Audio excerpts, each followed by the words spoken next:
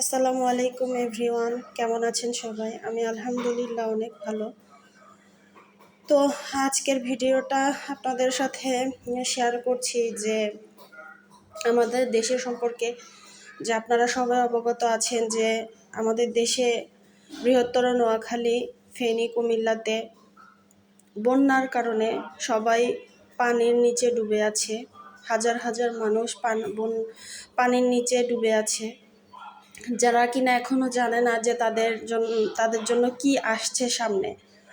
তো আমি এমনও দেখেছি ভিডিওগুলোতে যে যেখানে মসজিদের মাইকে অ্যানাউন্স করা হচ্ছে যে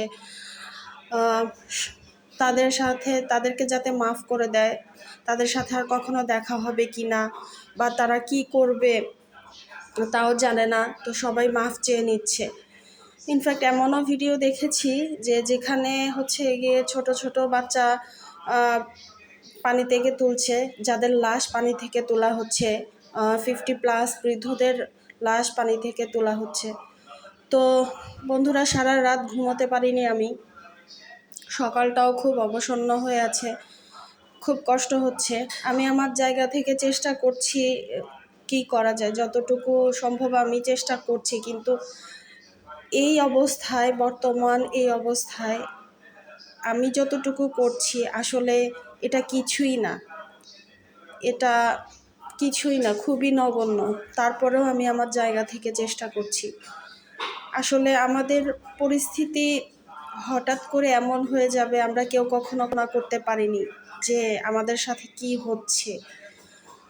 আল্লাহর দরবারে আমাদের একটাই ফরিয়াদ যে যারা বন্যার্ত আছে, আল্লাহ যেন সবাইকে রহমত করে, আল্লাহ যেন এই পরিস্থিতি থেকে সবাইকে হেফাজত করে।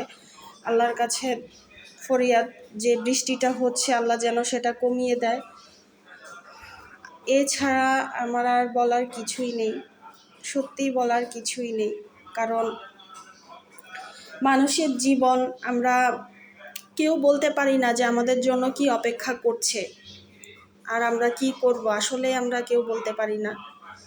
তো আপনাদের কাছে আমার আকুল আবেদন, আপনারা যে যেখানে আছেন সবাই সবার জায়গা থেকে চেষ্টা করুন এই বন্যার্তদের জন্য কিছু করার। কারণ আমরা যখন সবাই ঐক্যবদ্ধ হয়ে কাজ করি তখন আমাদের কাজের শক্তি আল্লাহ দ্বিগুণ করে দেয়, আল্লাহ রহমত দান করে।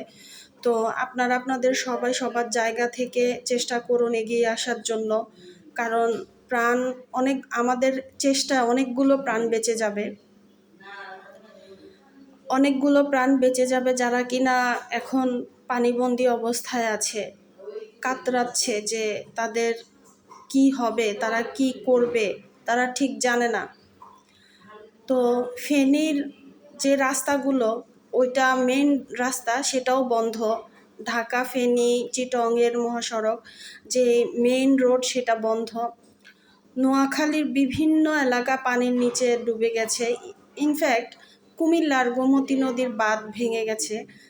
গোমতীর আশেপাশের বাড়িগুলো এমনভাবে ডুবে গেছে যে ওই বাড়িগুলো হচ্ছে আপনার শুধু টিনের চালগুলো দেখা যাচ্ছে, এমন অবস্থা হয়ে আছে।